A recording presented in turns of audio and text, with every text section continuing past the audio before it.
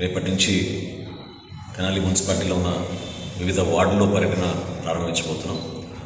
ముందుగా 1వ వార్డు 2వ వార్డు నుంచి ప్రారంభించుకొని ఐతానగర్లో అక్కడ ఉన్న సమస్యలపైన అవగాహన తెచ్చుకోవడమే కాకుండా ప్రజలు ఎదుర్కొన్న సమస్యలపైన, అది శానిటేషన్ విషయాలు కావచ్చు, వీధి దీపాల విషయం కావచ్చు, రోడ్లు కావచ్చు, కాలువల ఆధునీకరణ అవ్వచ్చు, చాలా సందర్భాల్లో పెన్షన్స్ కానివ్వండి, ఇళ్ల పట్టాల గురించి కానివ్వండి, ప్రజలు ఎదుర్కొన్న ఆ సమస్యలకి పరిపాలన యంత్రాంగం క్షేత్రస్థాయిలో వచ్చి ఒక భరోసా ఇచ్చే విధంగా ఒక కార్యక్రమం రేపటి నుంచి ప్రారంభించబోతున్నాం.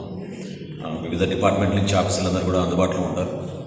ప్రజలందరూ కూడా దయచేసి దీంట్లో పాల్గొనమని, క్షేత్రస్థాయిలో ఉన్న వాస్తవాలు తెలుసుకున్నాక చక్కటి ప్రణాళికలతోటి తెనాలి మనం ఏ విధంగా అభివృద్ధి చేసుకుంటూ ముందుకెళ్తున్నామో, ఇంకా మంచి ఆలోచనతోటి, మీ సూచనలతోటి ఆ ప్రాంతాన్ని ఇంకా చక్కదిద్దుకునే విధంగా ఇది ఒక మంచి అవకాశం అని భావిస్తున్నాను. ప్రత్యేకంగా మనకి పిల్లల కోసం చక్కటి పార్కులు, ఆ ప్రాంతంలో ఉన్న అనేక మౌలిక సదుపాయాలు, రక్షిత మంచినీటి పథకం, లైబ్రరీస్, అదేవిధంగా రోడ్స్ విషయంలో కానివ్వండి, కాలువల విషయంలో కానివ్వండి, వంతెనల విషయంలో కానివ్వండి, వీటన్నిటిపైన సమగ్రంగా ఒక చక్కటి కార్యక్రమం ప్రతిరోజు చేయడానికి రేపటి నుంచి ప్రారంభించబోతున్నాం.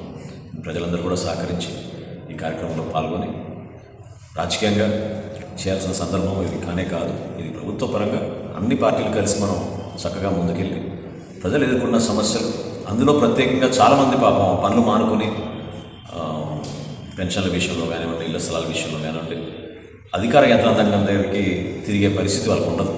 కాబట్టి మనమే వాళ్ళ ఇళ్ళ దగ్గరికి వెళ్ళి సమస్యల గురించి అవగాహన తెచ్చుకొని తప్పకుండా ఈ కార్యక్రమాన్ని ప్రజలకి అంకితం చేసి తెనాలికి మరొకసారి పూర్వవైభవం తీసుకొచ్చే విధంగా సమగ్రమైన ప్రణాళికతో ఏ విధంగా రోడ్లు విస్తరించుకుంటూ మనం ముందుకెళ్తున్నామో, అదేవిధంగా ప్రతి ప్రాంతంలో కూడా కొన్ని అంతర్గత రోడ్లు సమస్యలు ఉంటాయి, కొన్ని ప్రధానమైన రహదారుల సమస్యలు ఉంటాయి.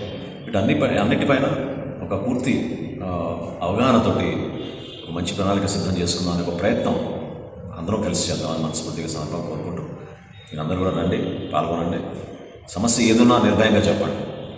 దానికి ప్రభుత్వం నుంచి మేము ఒక భరోసా ఇచ్చే విధంగా, జవాబుదారం పెంచే విధంగా గౌరవ ముఖ్యమంత్రి గారు చంద్రబాబు నాయుడు గారి ఆధ్వర్యంలో, అదేవిధంగా ఉప ముఖ్యమంత్రి గారు పవన్ కళ్యాణ్ గారి ఆలోచనతో ఖచ్చితంగా మన రాష్ట్రాన్ని ముందుకు తీసుకుని వెళ్ళే విధంగా కలిసిమెలిసి ముందుకెళ్దాం. కేంద్ర స్థాయిలో నరేంద్ర మోడీ గారు ఎంతో భరోసాగా నిలబడ్డారు.